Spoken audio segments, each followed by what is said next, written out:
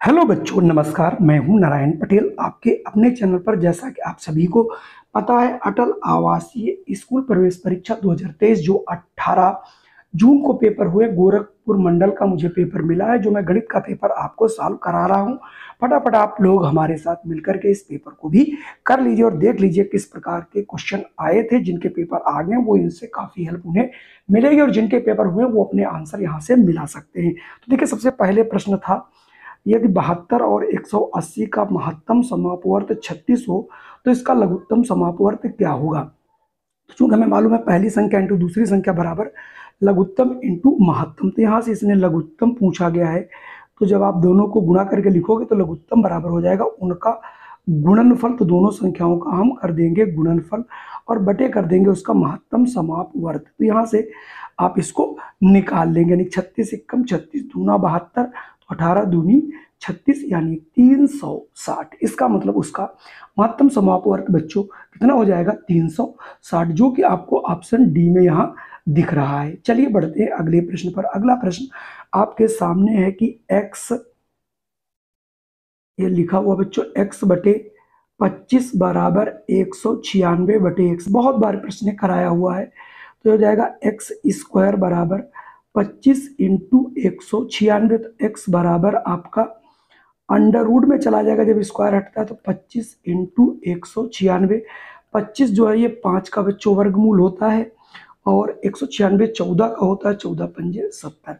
तो यहाँ से 70 वाला ऑप्शन अभी मैं देखता हूँ कहाँ पर मिल रहा है। तो 70 वाला ऑप्शन आप ए में आपको दिख रहा होगा। अगला प्रश्न आपके सामने काफी आसान पेपर आया था। प्रथम 4 अभाज्य संख्याओं का योगफल क्या होगा। तो आपको चारों अभाज्य संख्या, पहली सबसे छोटी अभाज्य संख्या 2 है, उससे बड़ी 3 है, उसकी अगली 5 है और उसकी अगली 7 है। तीनों को जोड़ेंगे तो हो जाएगा 17, जो कि ऑप्शन बी में आपको दिखाई पड़ रहा होगा। अगला प्रश्न आपके सामने है, निम्नलिखित में से कौन 25 के बराबर नहीं है। तो इसका पहला ही अगर आप देखें तो पहले में देखिए लिखा हुआ है 50 भाग, 50 को भाग किया है इन्होंने 100 भाग 4। तो ये हो जाएगा बच्चों 50 भाग 100 को हम 4 से भाग करेंगे तो ये 25 आएगा। फिर हम 50 को देखिए 25 से भाग करेंगे, 25 दूना 50, 2 आएगा, जो कि 25 के बराबर नहीं है। इसका ये मतलब वो हमारा पहला वाला ही ऑप्शन यहाँ पर ये गलत लिखा हुआ है। अगला प्रश्न है, पॉइंट 9 भाग ब्रैकेट 0.3 इंटू 0.3 का मान क्या होगा। तो आपको यहाँ पर कुछ नहीं करना है, जो भी आपको दिया गया है आप उसी को, शायद ये पॉइंट है या प्लस है, मुझे लगता है यहाँ पर ये भाग ही है। चलिए मैं भाग करके ही देख लेता हूँ। तो ये हो जाएगा 0.9 अपान और नीचे था 0.3 इंटू 0.3, ये भाग का ही निशान है। तो ये देखिए डेसिमल एक इसका हट जाएगा, एक डेसिमल इसका, एक जीरो यहाँ से बढ़ जाएगा, एक डेसिमल हट जाएगा। तो ये आ जाएगा आपका 90 बटे जो है 3/9। तो हो जाएगा 9 एकम 9, तो आ जाएगा 10, यानी तो यहाँ से ऑप्शन ए वाला जो है आपका सही होगा, जो जिसका आंसर आपको 10 मिल जाएगा। अगला हमारा प्रश्न था, एक खेल का मैदान 150 मीटर लंबा और 750 मीटर चौड़ा, एक साइकिल को इस मैदान के 4 चक्कर लगाने में 4.5 किलोमीटर प्रति घंटा की चाल से कितना समय लगेगा। तो सबसे पहले एक खेत है, इसको पहले देखते हैं 4 चक्कर लगाने में कितना चलना पड़ेगा। तो सबसे पहले इसका हमें निकालना पड़ेगा परिमाप, और किसी भी आयत का परिमाप होता है 2 लंबाई प्लस चौड़ाई। तो इसकी लंबाई आपने देख लिया है 1500 है और चौड़ाई 750 है। 15 7 22, दोनों को जोड़ दोगे ये आ जाएगा 2200 बच्चों। 50 दोनों गुणा कर दोगे तो ये आ जाएगा 4500, यानी एक चक्कर चलने में उसे 4500 मीटर चलना पड़ता है। अगर वो 4 चक्कर चलता है तो इसका मतलब 4500 को हमें 4 से गुणा करना पड़ेगा। 4 से गुणा करेंगे तो ये आ जाएगा 18,000 मीटर। और अच्छा, 18,000 मीटर को अगर हम 1000 से गुणा कर देंगे, भाग कर देंगे, तो ये बदल जाएगा किलोमीटर में, क्योंकि चाल वहाँ किलोमीटर में दी गई है।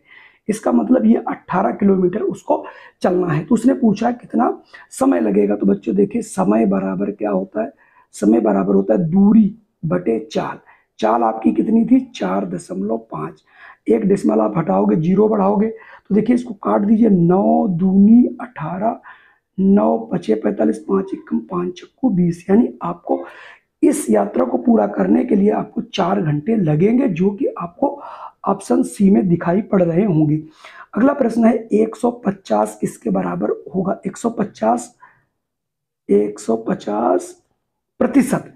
तो जब भी आप प्रतिशत हटाते हैं तो इसको बटे बच्चों हम लोग 100 लिखते हैं। जैसे हम 100 लिखेंगे ए आ जाएगा 150 बटे 100। आप 2 के बाद डेसिमल लगाओगे तो ये हो जाएगा 1.5। तो 1.5 ऑप्शन बी में आपको मिल रहा है। चलिए बढ़ते हैं अगले प्रश्न पर। 48वां है 12 मीटर इंटू 10 मीटर के कक्ष की फर्श को पूरा ढकने के लिए 10 सेंटीमीटर बाई 8 सेंटीमीटर की कितनी आयताकार पट्टियां लगेंगी? तो सबसे पहले अगर आप फर्श का क्षेत्रफल निकाल लेंगे, फिर उसमें जो भी ये पट्टियां लग रही हैं उस पट्टियों के क्षेत्रफल से हम लोग भाग कर देंगे तो हमें पट्टियों की संख्या निकल आएगी। तो सबसे पहले फर्श का क्षेत्रफल चूंकि यहाँ मीटर में दिया गया, पट्टी सेंटीमीटर में, तो सबसे पहले हम इसकी जो क्षेत्रफल है वो हम लंबाई और चौड़ाई को सेंटीमीटर में चेंज कर लेंगे। तो इसकी क्षेत्रफल है 12 बाई 10। तो हम 12 को सबसे पहले क्या करेंगे, 12 इंटू 100 कर देंगे, तो ये हो गया 12। लंबाई और ये चौड़ाई है इसकी 10 इंटू 100। ये बन गया आपका किसका? फर्श का क्षेत्रफल। जो पट्टी है उसका लंबाई चौड़ाई थी 8 बाई 10 सेंटीमीटर। इससे हम भाग कर देंगे तो पता चल जाएगा कितनी पट्टियां लगेंगी। अब आप इसको बहुत आसानी से यहाँ से काट सकते हो। ये 10 आप काट दोगे, 4 दूनी 8, 4 तिहाई 12। अब आप 3 से अगर हम गुणा करेंगे, 3 3 3, तो ये हो जाएगा 3 और 2 जीरो और 2 जीरो बटे, आप इसको 2 से कर दोगे बच्चों भाग। ठीक है, तो 2 एकम 2, 2 पंजे 10, 1 2 3, यानी 15,000 पट्टियां आपको लगेंगी। देखता हूं कौन सा आंसर। ये देखिए 15,000 ऑप्शन ए में मिल रहा है। अगला प्रश्न है -1 को -1 से 100 बार गुणा किया जाए, यानी -1 को अगर हम 100 बार गुणा करते हैं तो किसी भी माइनस संख्या के ऊपर अगर ये सम घात आता है तो उसकी वैल्यू पॉजिटिव आती है। 1 को कितनी भी बार गुणा किया जाए वो 1 ही आएगा, इसका मतलब वो +1 ही आएगा, यानी ऑप्शन ये सी की बात यहाँ पर कर रहा है।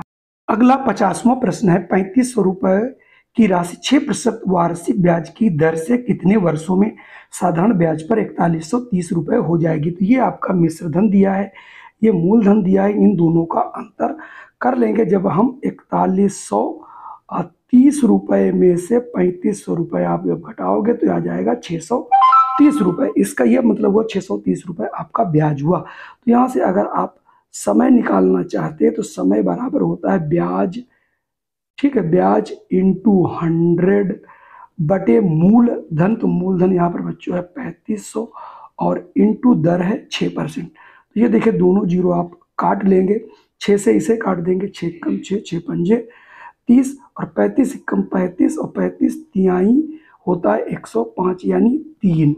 इसका मतलब 3 वर्ष में ऐसा हो पाएगा। तो यहाँ से देखिए 3 वर्ष भी आंसर आपका मिल रहा है। अगला है 9, 13, 17, 21 और 25 की अगली संख्या। 9 4 13, 4 17, 17 4 21, 21 4 25 और 25 में 4 जोड़ेंगे तो आएगा 29, यानी अगली संख्या 29 होगी। तो ऑप्शन यहाँ से आपका बी सही होगा। अगला प्रश्न है 5 अंकीय बड़ी से बड़ी तथा छोटी से छोटी संख्या जिसके सभी अंक भिन्न भिन्न हो का अंतर बताना है। तो 5 अंकों की सबसे बड़ी संख्या जिनके अंक भिन्न भिन्न है, तो सबसे पहले बड़ी संख्या 9 लिख लेंगे, उससे छोटी आप 8 लिख लेंगे, फिर उससे छोटी 7 और 5। ये हो गई आपकी 5 अंकों की सबसे बड़ी संख्या जिसके अंक भिन्न भिन्न है। और 5 अंक की सबसे छोटी संख्या 1 0 2 3 और 4 लिख लेंगे। जब आप इनका अंतर करेंगे तो ये 5 अंक की सबसे छोटी संख्या जिनके अंक भिन्न भिन्न हैं। ठीक है, तो आप घटाओगे 5, यहाँ ये 8, तो 88,531 आएगा, 88,531, जो कि ऑप्शन बी में आपको यहाँ दिख रहा होगा। अगला आपका प्रश्न है उस वर्ग का क्षेत्रफल कितना होगा जिसका परिमाप 48 है। तो जब परिमाप दिया है तो इसकी भुजा निकालनी होगी। तो भुजा बराबर होता है परिमाप, चूंकि चारों भुजा इसकी बराबर होती है तो इसका परिमाप है बच्चों 48/4। तो 4 1 कम 4, 4 दूनी 8। इसका मतलब इसकी भुजा हो गई 12 सेंटीमीटर। और इसका पूछ रहा है क्षेत्रफल। क्षेत्रफल क्या होता है बच्चों? इसका क्षेत्रफल किसी भी आयत का होता है भुजा इंटू भुजा, यानी भुजा इंटू भुजा, तो 12 को 12 से गुणा कर देंगे, 12 बटे में 144 वर्ग मीटर, जो कि ऑप्शन सी में आ रहा है। चलिए बढ़ते हैं हम अगले प्रश्न पर। अगला प्रश्न है 20 परिणामों का औसत 18 है। अगर प्रत्येक परिणाम में से 3 घटा, अब सभी से अगर 3 घटा दिए आप, तो 18 चूंकि था तो प्रत्येक से 3 घटाएंगे तो यह हो जाएगा 15। चूंकि प्रत्येक से 3 घटाया जा रहा है तो इसका मतलब 15 ही उसका जो है औसत बचेगा।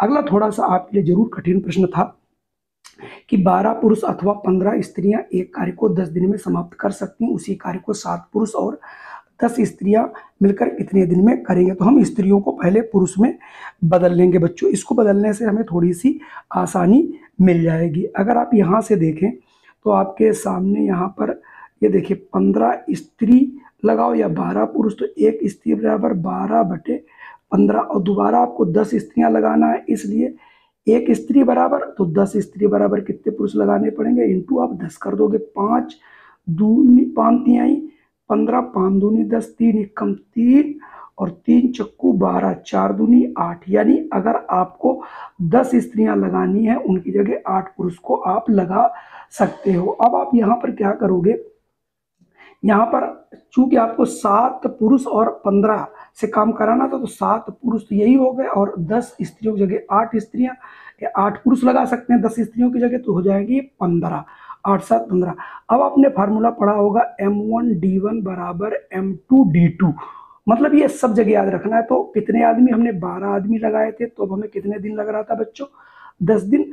अब हम क्या करेंगे, वहां पर 15 आदमी लगाएंगे, कितने दिन लगेंगे, तो यहाँ से D2 बराबर बहुत आसानी से निकाल लेंगे। इस पर हमने बहुत सी वीडियो बनाई है, आप जा करके बच्चों देख सकते हो। 5 दूनी 10, 5 तिहाई 15, 3 एकम 3 और 3 चक्कू 12, तो 4 दूनी बच्चों होगा 8। यानी ये कार्य अब 8 दिन के अंदर समाप्त हो जाएगा, जो कि ऑप्शन डी में मिल रहा है। अगला है 56 और 84 दोनों के लिए निम्न में कौन सा कथन सत्य है। तो देखिए दोनों विषम संख्याएं हैं, तो ये भी गलत बात, विषम है ही नहीं। दोनों अभाज्य हैं, ये भी नहीं है। दोनों 14 की गुणक है, ठीक है, 14 पंजे 70, 4 84, तो इसका मतलब ऑप्शन यहाँ से सी वाला सही है। एक पुस्तक 150 रुपए में खरीदी गई और 180 में बेची गई, तो कितने % लाभ हुआ। तो यहाँ पर बहुत आसानी से आप देख सकते हो, क्योंकि जब 180 की हम बेच रहे हैं और 150 की खरीद रहे हैं, तो यहाँ पर 30 रुपए लाभ हो रहा है। कितने में, तो 150 रुपए पर 30 रुपए का लाभ हो रहा है। तो एक पुस्तक पर 1 रुपए पर 30/150 होगा, इसलिए 100 पे पूछ रहा, तो 100 से हम यहाँ पर गुणा कर देंगे, तो ये जीरो कट जाएगा। फिर 3 दहाम 30 और 3 पचे 15, 5 एकम 5 दूनी 10, तो 10 दूनी 20, यानी यहाँ पर 20% का लाभ लिया जा रहा है। तो यहाँ पर 20% लाभ भी आपको ये देखिए दिखाई पड़ रहा है। अगला है 13 के प्रथम 7 गुणजों का योगफल क्या होगा। गुणज मतलब 13 एकम 13, 13 दूनी 26, 13 तिहाई 39, 13 चक्कू 52, 13 पचे 65, 13 छाक 78 और 13 सती 91। आप ऐसे निकाल सकते हैं। इसको निकालने का एक दूसरा तरीका भी है, यहाँ से आप 13 कॉमन कर लोगे, 1 + 2 + 3 + 4 + 5 + 6 + 7, ऐसा मैंने पढ़ाया भी है। तो 1 से लेकर 7 तक की संख्याओं का जोड़ कैसे निकालोगे, 13 × 7 × अगली संख्या 8/2, 2 एकम 2, 2 चक्कू 8। अब आप 13 और इंटू ये आपका आ जाएगा 7 चौक 28, 2 चक्कू 8, हाँ तो ठीक है। तो 7 चौक 28। अब आप इन दोनों की गुणा करोगे, तो जो आपकी गुणा यहाँ पर मिलेगी, ये गुणा जो रहेगी आपकी, ये आएगा 364, ठीक है। और ये अप्रॉक्सीमेट पूछ रहा है, तो 360 के करीब इसका आंसर आपका हो जाएगा। वैसे इसका नियरेस्ट 365 लिखना चाहिए, यहाँ पर 365 आंसर होना चाहिए, क्योंकि यहाँ पर इन्होंने बहुत नियरेस्ट लिखा है, तो 365 आंसर होगा, क्योंकि आप एक यहाँ पे बढ़ा देंगे। अगला हमारे पास प्रश्न है, ये देखिए 0.1/0.01 प्लस 0.01/0.1। जब आप इसको हल करोगे तो ये पॉइंट हटाओगे, 0 बढ़ा लोगे तो हो जाएगा 10/1 प्लस, यहाँ से अगर हम एक डिसिमल हटाते हैं तो ये आ जाएगा, तो ऊपर बचेगा 1/10। अब दोनों का एलसीएम ले लोगे तो हो जाएगा 10, तो 10 दहाम 100 प्लस 1, ये आ जाएगा 101/10। तो 101/10 ऑप्शन ए वाला ही सही होगा। अगला प्रश्न है, एक संगीत समारोह में प्रथम श्रेणी के लिए 150 टिकट आरक्षित, यदि सारे टिकट बिक गए हों तथा प्रथम श्रेणी के 171 टिकट हों, ये 171 है, आपको यहाँ पर नहीं दिखाई पड़ रहा है, 171 टिकट हों तो कुल कितने टिकट बिके। तो हम मान लेते हैं जो टोटल हमारे टिकट थे वो हमारे थे x, तो x का 15%, ये निकले 171, हो जाएगा x बटे 15/100। ठीक है, प्रतिशत बना लिया, 171 कर दिया, तिरछी गुणा कर देंगे तो 15x बराबर आ जाएगा 175 इंटू 100 बच्चों। तो x बराबर आप निकालोगे यहाँ पर ये 171 बटे हो जाएगा 15। अब आप इसको यहाँ से काट दीजिएगा और काटने से देखिए 5 तिहाई 15, और यहाँ अगर 5 से काटोगे तो 5 दूनी 10, और फिर 5 से इसको काटोगे तो 3 पचे 15, 3 सत्ते 21, गुणा करोगे तो 2 सत्ती 14 और 2 पंजे 10, 11, यानी 1140 टिकट जो है टोटल रहे होंगे। तो 1140 आपका ऑप्शन सी में मिल रहा है। तो कुल मिला के ये थे 20 प्रश्न, आप लोग इसे मिला लीजिए और देखिए आपके कितने प्रश्न सही है। जिनके आगामी पेपर हैं वो इनसे देख करके अंदाजा लगा सकते हैं कि किस प्रकार के पेपर आएंगे।